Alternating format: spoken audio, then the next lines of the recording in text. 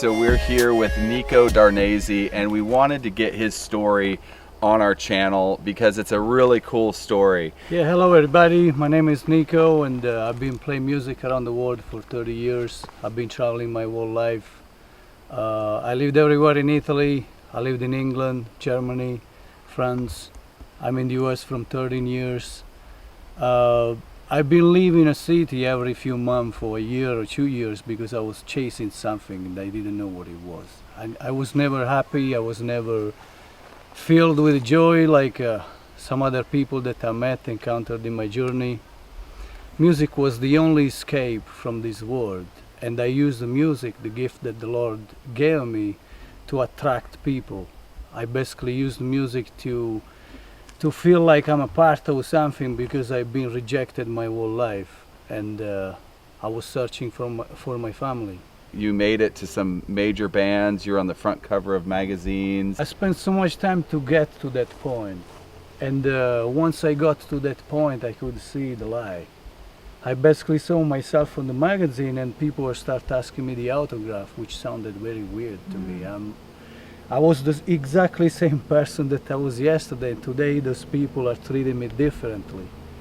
So you'd say that most people living that dream are like clean people, they just love music. Most people that live the dream, they are not happy. We were doing drugs, we were doing everyday drugs, and I remember it was normal. No. We were doing alcohol and it was normal.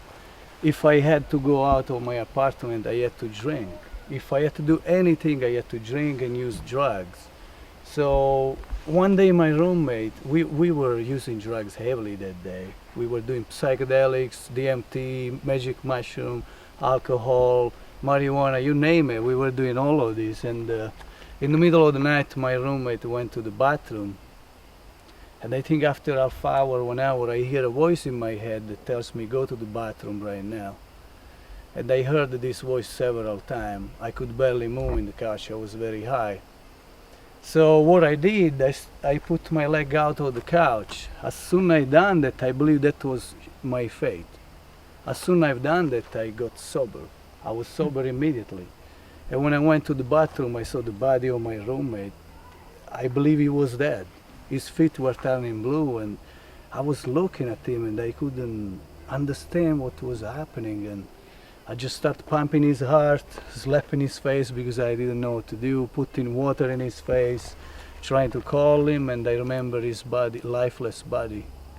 He didn't come back. And I think I spent 15-20 minutes trying to reanimate his body. Until the point I was crying out to God. I was repenting in my heart because this guy gave me a roof for free. He asked me, he was coming out of jail, and he asked me, I will give you my apartment if you help me to come out of meth. I really want to give up methamphetamine. I basically replaced his drugs with my drugs.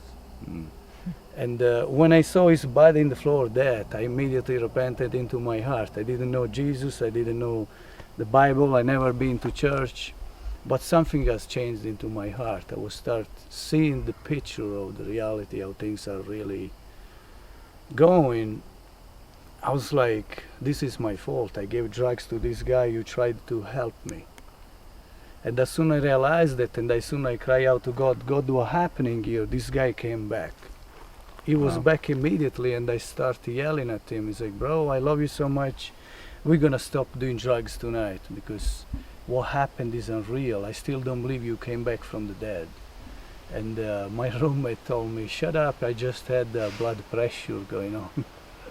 Which made me mad, and I started yelling at him. As soon as I yelled at him, this is not true, you were out for half hour, your feet were blue, I described him the situation, you're covered in blood, you don't even see it. He started shaking. So I thought he had a seizure, and I tried to calm him down, but I believe he was manifesting, but I didn't know anything about it. After 2-3 days, of course, we forgot everything. We go to buy more drugs. We go to the store to buy more beers. And he passed out in the supermarket in front of everybody for 15 minutes. Nobody touched him. He hit his head first. On the way out, I was outside trying to look for drugs. On the way out, I asked him why he made me wait that long, and He just told me, I passed out, I need to sit down. As soon as he sat down, he went unconscious again. And I found myself in the same exactly situation, like in the bathroom, pumping his heart, slapping his face, and he didn't come back. Wow. So after 10, 15 minutes, I started yelling at the people around us that there were this time people watching us. I was like, call an ambulance right now. And this guy come out and he yelled at me, it's like, don't call any ambulance, I'm just fine. Wow. At that point I got mad again and I started yelling at him. He's like, because putting this person in that situation, I felt responsible. Honestly, he want to give up drugs and I give him drugs. That's why I was like, try to yell at him. It's like, this is not right. This happened twice in 1 week and this is not normal. We need to give up about drugs right now. And they start shaking again, which caused me lots of confusion. I was like going through lots of emotion and I was in shock because I'm giving drugs to this guy which tried to help me, and now I rebuke him while he needs my love. Right. And they start shaking. So that situation created lots of confusion into my heart. I remember I was going back to the apartment with him and I decided to hide myself doing drugs from him. Okay. Just to hide the guilt. You Yeah. said that you were seeking other spiritual avenues, right? Yeah, basically what I believed at the time, I believed in a higher form of energy which I wanted to reach. I believed I was a god. I was Okay. doing lots of psychedelic which showed me the spiritual world, which I thought was the real one, but was the fake one. Right. So once you do psychedelic, you start doing yoga. Once you get into yoga, you want to have more and more and more and knowledge, and more you're seeking for and more you want to, because there are no answers. And Wow. I was lost in these spirals, in this black hole. I believe that's part of the deception. What was the turning point for you where you basically fell on your knees and repented? When that was when I experienced the first encounter with Jesus, when he entered my heart in my room, and he loaded me with this peace and joy and love and the truth. In 1 second, my life was totally changed. Wow. I didn't crave drugs anymore. I knew the truth. I know why I'm alive now. I know what I was looking for my whole life. I know that God is real. I know that God created all of us in this earth, and this happened in less than a second. My friend got delivered. How did that Basically, he was coming back home and he was mocking me because I was watching all of these testimonies, and he was telling me that I was going mental. I already saw Jesus, he's real, but I didn't know how to explain to him that Jesus is real. Yeah. And all of a sudden, I was on this side and now I'm on the other side, and I see the truth. And I immediately felt like, how can I tell him that Jesus is real now? Yeah. That was the first problem I encountered. So he was coming back home every night and laughing at me and telling me to stop watching those videos. But one night, I remember, while looking in his eyes, I could see demons. Wow. And I don't know, this boldness came into me and I started casting out these demons. And those demons came out of his mouth and he saw it. There was something inside of him that finally came out, and he felt this freedom, this love enter into him. And as soon as I touched him, he started speaking in tongues. The Spirit of God entered him and he was sealed with God's Spirit. Awesome. And for me it was just amazing. At that point I was jumping out of the chair and just yelling, hallelujah, God, this is what I'm going to do right now. Yeah. There is nothing better than watch your roommate from Satanism turning to Christ. Yeah. So when Jesus saved me, I had lots of vision that I didn't know what was happening, and I saw the stage being an altar. Let's say musicians are priests somehow, but they are not priests of light, they are priests of darkness. And those rebellious frequencies are influencing and impacting people's lives so much that music is so powerful that what we find in the front of stage is the mosh pit.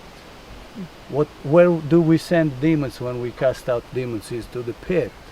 So I had the big revelation. It's like those spirits, those evil spirits are recreating the hell here on earth.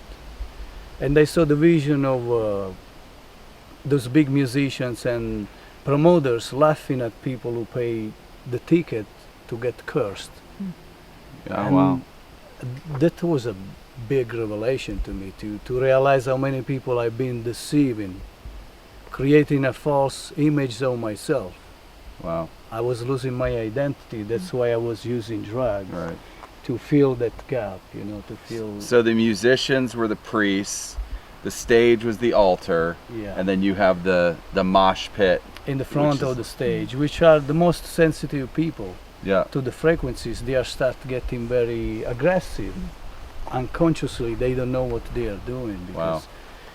Because even me, I was on stage and people were asking me, how can you play that fast without knowing any notes? And I was laughing and I was always saying, I don't know, I have a switch when I go on stage, everything changes and I feel I'm possessed. And I Wow. was laughing about it, but now I know that I was possessed on stage.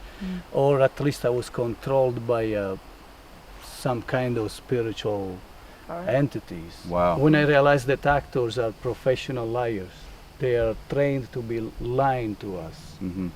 You know, put this way, when I was little, I was buying records from musicians because I thought they were helping me out to change this world, which I don't like at all. Mm-hmm. But growing up, I realized the lie. They basically, those musicians that are taking money from kids, they are buying drugs. They Right. are not willing to change the world. They don't even know what they are doing. They are just using the gift that come from God against God. So what would you say to people who call themselves Christians, but they're still listening to worldly music? One thing I realized when I got saved is immediately I realized that you cannot walk with Satan and God at the same time. You're going to make a decision. You're going to decide which way you want to walk, Yeah. with who you want to walk. So, You would say to the people out there that are struggling with drugs, Jesus is the answer. sure, at some point I believed that Jesus itself was a magic mushroom. Or he was giving magic mushroom to people. That's why Wow. people knew the spiritual world. I was totally deceived. I was persecuting Christian because they believe in a book.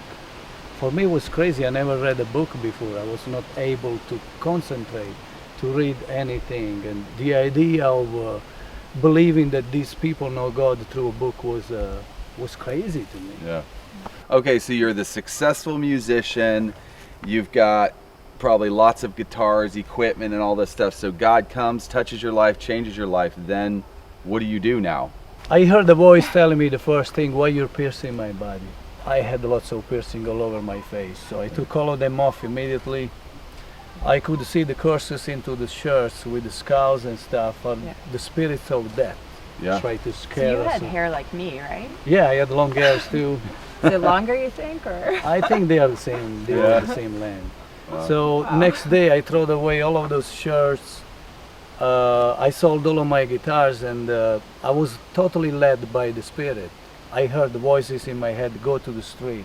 And when I walked to the street, there were sick people aligned, like they were prepared for me. And I was touching those people, and they were like start walking again from the wheelchair, or start talking. People that had problem with talking, they would start talking better than me. Wow. And you imagine me with long hair crying in the street, giving all of my money away to homeless and touching sick people, and they get healed. And I never had a better time in my life. Wow. This happened in January. We are in August, 8 months ago. So Wow. this January, this past Yeah. January. I could never read any books, and I started reading the Bible for 10, 12 hours a day. Wow. I read 7 other books in 1 week, 1 book a day, living the book and absorbing everything from me, which was impossible for me Yeah. before. Wow. Yeah. And now you're even starting to write your own music. How did that come about? I tried so much to write music and it was impossible. I used drug. I was waiting for inspiration to come to me, to give me thoughts about music, but never happened. I never finished one song from the beginning to the end. And when I saw that image of me deceiving people, I gave up about music. I sold all of my guitars and I said, Lord, you gave me the gift, and Satan tried to use it against you. I'm not going to play anymore. And after 2 months, he started giving me songs. Wow. So I had 12 songs in less than a week. 12 songs in less than a ready week. from beginning Wow. to the end, and they couldn't believe it. But you don't have a guitar, so. Yeah, there was a puzzle missing, was the guitar. We decided to go to this music store with my friend Brandon, and I started trying bunch of guitar, and I see this guitar that I like because my friend Wayland got the same guitar, and I tried the guitar, and I felt like, man, I wish I had this guitar. But when I left the store in the parking lot, I was just laughing, and for 30 seconds I said, Lord, you can do anything. If you really want me to play, you can give me this guitar. And the next morning I wake up with that guitar next to my bed with a note that say, my son, play for me. This gift is for you to use the gift that I gave you, God. Wow. And I just burst out in tears. And my friend Wayland, he didn't know that I went to the store the night before and I prayed about that exactly same guitar. And he is in a place that he's learning how to discern God's voice. So when I told him, he started crying too. So we and were then crying. didn't someone come and give him a guitar? Yeah, So it's been great, actually. You know, we met Nico when we were in Chicago. He was there helping with the event there, and then he came here to New Hampshire, and we just had a great time fellowshipping, spending time with him, and yeah, it's exciting to see what the Lord's going to do. I'm going to put a link in the video description for Nico's PayPal account. If you guys feel like you want to support what he's doing, he's going to be hitting the road here soon, and he just wants to minister. He wants to go out and reach people. If you want to support him, I'm going to have the link for that in the video description. Prayerfully consider doing that. Yes. So. Also, if you're in the same situation that Nico found himself in last January, just hopeless, addicted to drugs, need God. Reach out to him and talk to him directly, and I'll put his email address in the video description as well. So awesome, man. thank you Great. so much, guys. Yeah. We serve an awesome God. Cool.